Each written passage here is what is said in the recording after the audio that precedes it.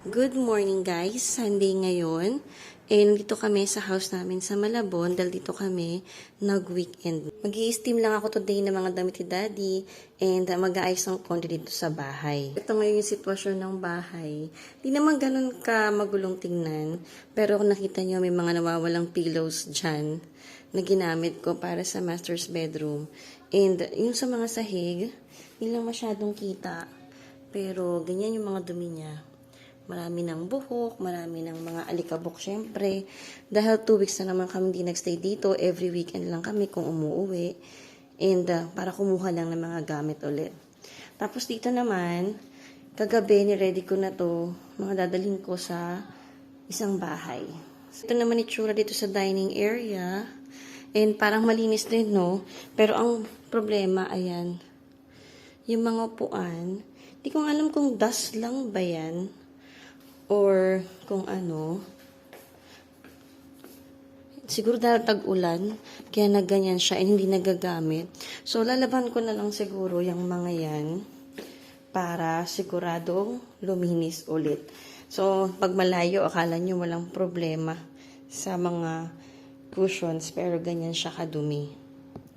And dito naman sa kitchen, maayos naman siyang tignan din. Kasi ito yung pumuwi kami dito, inaayos ko naman to, nililinis ko siya.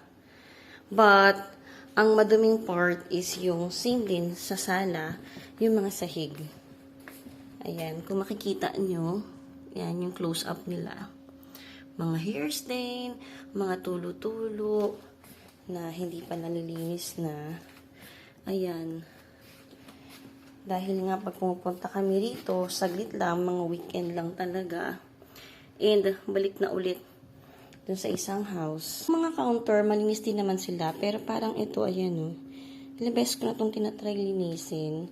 Tingin ko kailangan ko na talagang scrub yung mga countertop. Dahil medyo matagal ko nang di nagagawa yun. Ayan, parang malinis naman siyang tignan. Pero may mga marks ng konti na nakikita mong may mga spot na nagda-darken. Ito naman yung coffee nook ko na nawawala yung aking coffee machine kasi dinala ko sa Mandaluyong yung coffee machine. So, ito pa yung mga itsura ng sahig dito para makita ninyo na parang ang linis naman, bakit naman kailangan linisin pa? Pero hindi. Ganyan siya kadumi kapag malapit. Yan, kapag malapitan, ganyan kadumi yung mga sahig namin. Yung trash can namin, mukha na siyang madungis, guys. Start na ng online class ng mga bata, no? Pero nasa Mandaluyong pa rin kami nag-i-stay. Nagkataka kayo kung bakit doon ako lagi nagpa-vlog and hindi dito sa bahay namin sa Malabon. Mas malapit kasi yung work ni Daddy ngayon sa Mandaluyong. Kaya doon muna kami nag-i-stay. Alam nyo naman na napakamahal din ng gas ngayon. At the same time, pag sa Mandaluyong kasi, mas nakakalabas yung mga bata. At andun din yung mga pinsan nila. Mas may nakakalaro sila, lalo na si Bunso. Kaya pa ako gising ng 7, pero nagsalang na ako ng laundry. So, ayan na siya. Oh. Kikita nyo, 10 minutes na lang, patapos na to. Sinalang ko yung comforter namin. Yung pink na tinanggal ko dun sa aming master's bedroom. Tingnan nyo yung wall nung dito sa laundry area. Nagpa-flake na naman siya. Pinaayos na namin yan, pero bumalik lang ulit ng ganyan. Kaya, I don't know kung anong gagawin dyan. Bakbakin na lang, tapos lagyan na ng wallpaper. Kasi paulit-ulit lang yung pagpipaint. Ito yung medyo munting kaguluhan dito. And ito pa yung mga kailangan kong labhan. So, ito mga comforters din yan na galing sa kabilang bahay. And this one naman, mga curtains at saka mga throw pillows na galing sa masters. Ito, blanket yan, towels, and konting damit. So, yan yung gusto kong tapusin today. Actually, alam ko, di ko matatapos yan. Kung ano lang natapos ko, yun na yun. And, next week ko na ulit babalikan yan or pagbalik ulit namin dito, tsaka ko na magagawa yan. Ito yung palang itsura ng buong laundry area. So, sa ngayon, hindi ko masyadong pinupuno to dahil hindi ako madalas maglaba dito. Ang nilalaban ko lang yung mga gamit dito. Pero the rest kasi ng mga damit namin, sa kabilang bahay na ako naglalaba. Ito pa rin yung aquarium naman ni Daddy. Ayan na yung itsura sa ngayon. Niligyan niya ng ganito. Automatic na feeder yan. Every, kung 12 hours, umiikot siya. And then, nag-release siya ng feeds dun sa fish. Ginawa niya yan kasi nga, hindi naman kami umuwi dito na madalas. Kami nag-stay dito. Kawawa naman yung mga isda niya. Baka mamatay. And then, ang upgrade dito sa kids bedroom, hindi pa rin siya nagagawa, guys. Dahil, kailangan talaga ng budget dito. Ayan, yung itsura niya. Sa ngayon, dito ako nagsasampay lang. And, ayan pa rin yung ibabaw. Di pa rin siya napapabakbak ng husto. And, nag-stop na kami dyan. Sa ngayon, alam niyo naman, nagdaan tayo ng pandemic. Hindi pa namin kayang paayos to. Gusto rin namin kasi kung ipapaayos namin siya, yung maiba naman siguro ng konti or gusto na namin siyang mas ayusin based sa function nitong room. Nag-iisipan pa rin namin kung pag inayos to ay gagawin na tong room na lang ni Bunso or kung room pa rin nila Kambal. Ito naman guys, nag-iisa na lang yung frame namin dahil nagkalaglagan sila. Isuscrew na ni Daddy talaga ngayon yan kasi may isa nang nabasag. Yun lang ang sad. Pero tatlo okay pa naman. Dito pa natulog yung mga bata sa room nila. Sa study room. Ayan. Hi! Hi. Ito si Kyle at si Achi. Si Shobet talaga ayaw niya katabi si Kyle. Naghiwalay talaga siya ng kama kahit kasya naman sila sa kamang to. And ito naman yung itsura guys ng study room. So, maayos naman siya. Napaka-mismatch lang ng mga kama-kama nila ngayon. Kala ko rin ayusin tong study room dahil may mga weeks din naman doon kami magstay. Actually, namimiss na namin tong bahay kasi yung comfort na mas malaking kikilusan mo na bawat gagawin mo, may tamang pwesto. Dito sa bahay namin sa studio room, lahat i-convert mo bago ka matulog. Kung mag-online class sila, kailangan pa nilang ayusin lahat yun. Ayun nga, malapit kasi ang work ni Daddy ngayon doon, kaya kailangan namin munang magstay doon sa isang bahay. Yan na guys, lahat ang gagawin ko for today and hopefully matapos ko siya. And kung ano man ang kayang tapusin lang for this day dahil kailangan pa namin bumalik sa kabilang bahay. Sabayan niyo po akong maglinis at mag-organize ng bahay namin.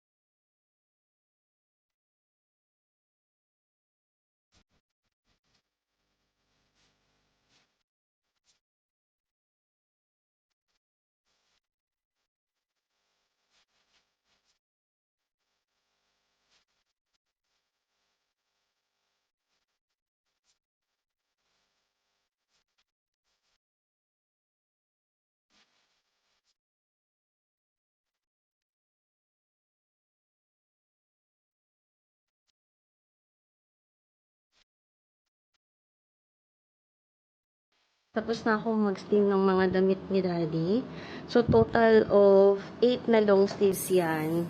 At saka 5 na slacks. Ito pala yung ginamit ko. Philips to na garment steamer. GC514 yata yung model niyan. Tagal na namin binili to. Mga 3 years na yata to eh. O 4 years na sa amin. Hindi ko matandaan. 9,000 yung bili namin dyan. Sa Robinson's Department Store. Kung nag-i-steam ako, ganyan na kaagad kadami. Yung pang 2 weeks niya na. Para tuloy-tuloy yung trabaho ko at saka tipid din sa kuryente ko sabay-sabay kong gagawin. Para wala na akong iisipin pa na may paplansyahin na naman ako the following week. Sobrang helpful talaga sa akin ng garment steamer na to kasi mas madaling magplansya na ng mga polo. Even yung mga sobrang lukutin, mas madali nang plansyahin dahil ito sa steamer. Kayang-kaya rin to ng mga kids. Even yung mga anak ko, sila na nagpaplansya ng uniform nila dati or yung mga pang-alis nila na kailangan plansyahin dahil sobrang easy nga gamitin itong garment steamer.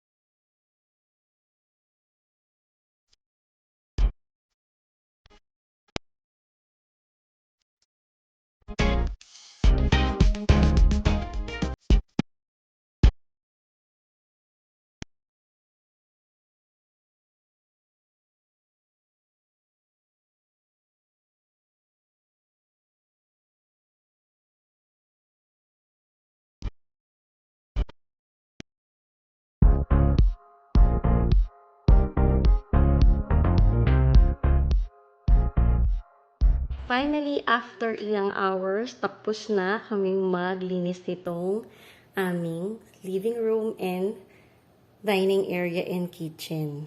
Ngayon, ang color scheme dito sa aming sala ay pink and gray na may mga konting green syempre para mas maging cozy pa rin yung feel dito sa aming living room.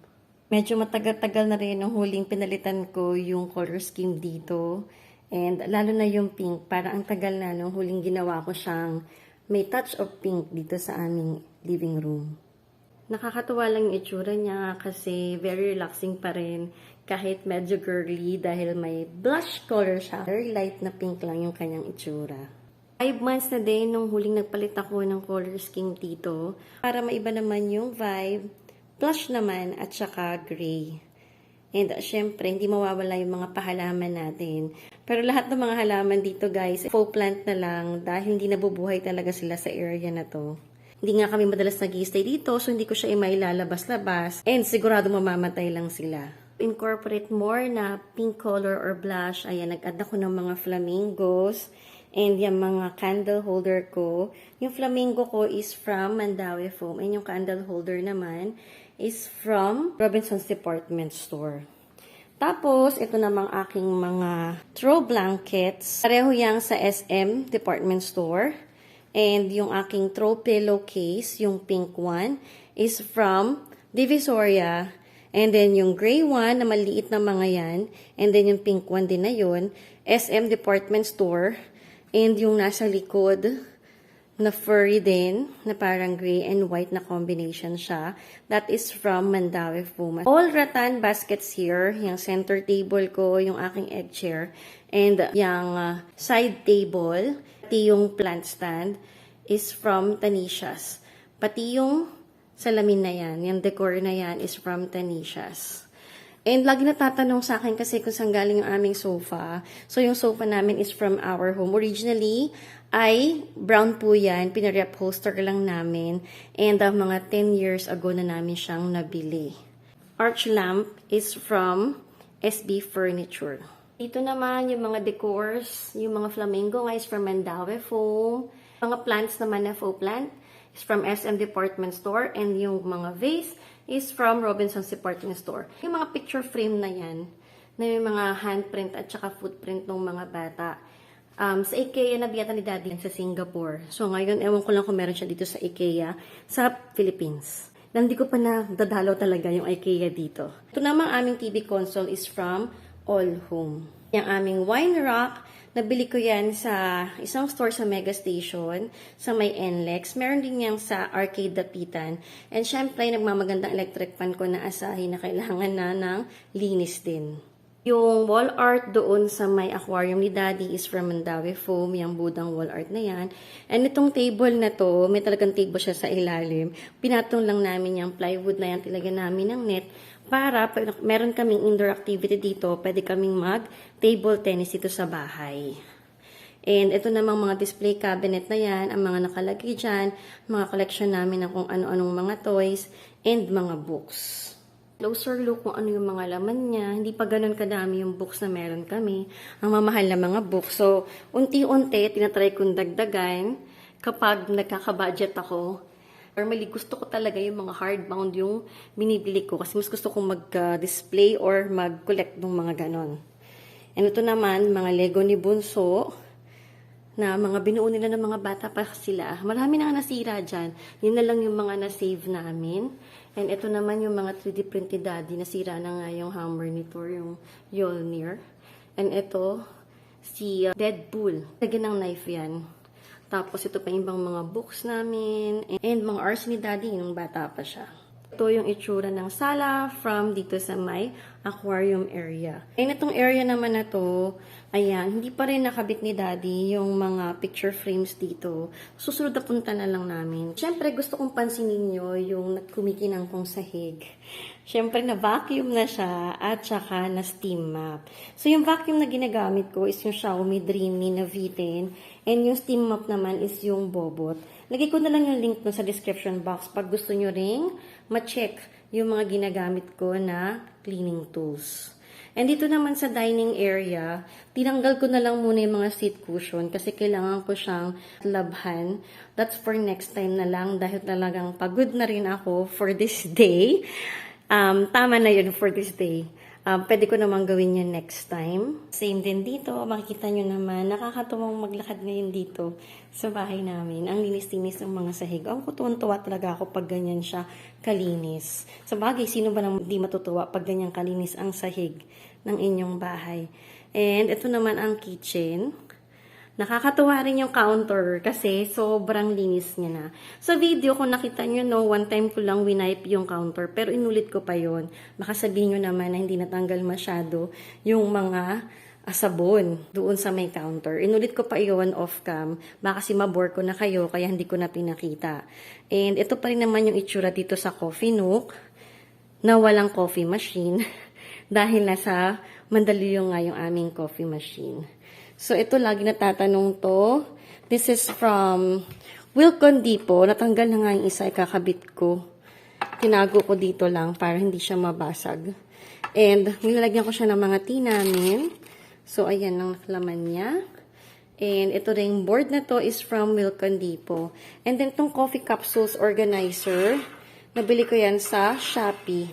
Tatry ko rin ilagay yung link sa description box. So, dalawang pinagpatong ko lang yan. And, ito namang organizer nito is from Landmark. Itong aking magandang tea set. This is from House to Home Project.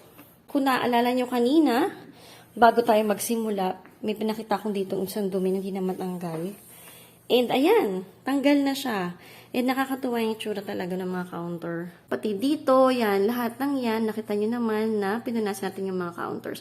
Yun lang naman yung ginawa ko dito. Kasi yun talaga yung kailangan gawin sa ngayon. And yung mga sahig. Kasi yun talaga yung nangangailangan na ng atensyon. And susunod pa na gusto kong gawin din, ayan o, kung nakita nyo, nagagasgas kasi siya ng basket. So, balak kong pinturahan ulit yan. And then, lagyan ng something na protective na plastic yung ilalim ng basket para hindi na niya magasgasan ulit. And hopefully, that will work. And itong aking rug, alam ko na kailangan na siya ng pagmamahal. Pagbalik namin ulit, tsaka ko na lang yan, bibigyan ulit ng konting pagmamahal. So, ayan ulit yung itsura dito sa aming kitchen area. Nakakatuwa talaga yung itsura niya dahil ang linis niya. Ilang buwan din namin siyang hindi masyadong nalilinis dahil di naman kami nag-i-stay dito. So kung ano lang naman yung ginagamit namin, yun lang madalas na inaayos namin dito. Kasi nga, weekend lang naman kami madalas na nag-i-stay. Siyempre, hindi magpapahuli ang ating laundry area. So, kanina, kita nyo naman yung chaos dito. So, ngayon natitira na lang ay itong mga pillows na kailangan kong labhan. Tapos, ito yung curtain na lang at konting pillow, throw pillow cases na galing dun sa aming living area. Tapos, yung towel ng litera. Tsaka itong mga damit dito, dadalhin ko yan para dun sa isang bahay ko na lang lalabhan yan. Pero sa ngayon, maayos na rin tignan itong aming laundry area. So, yung mga pillows na yan, maghihintay na ulit yan sa pagbabalik ko.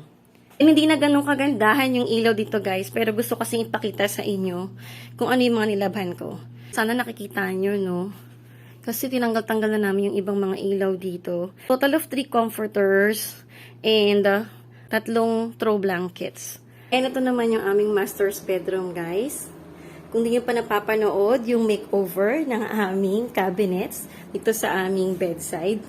Naka-up na po yan 2 weeks ago, kaya balikan nyo po kung na-miss out nyo po yung vlog na yan. After mag-steam ng mga damit ni Daddy, nag-lunch na rin kami. And yung mga bata na yung nag-vacuum dito sa room namin.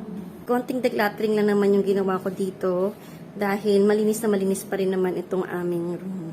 Pala yung cabinet na minake-over namin last time.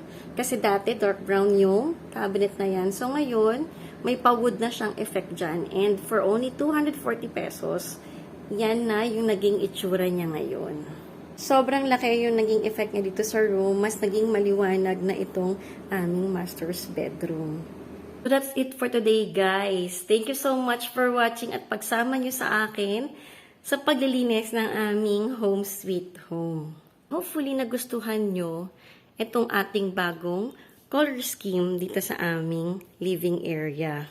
Dala ko talaga, sobrang natuwa ko na dahil very girly siya, pero cozy pa rin, and naging very relaxing pa rin yung itsura nitong aming living area. Thank you so much for watching, and see you in my next vlog. God bless! Bye!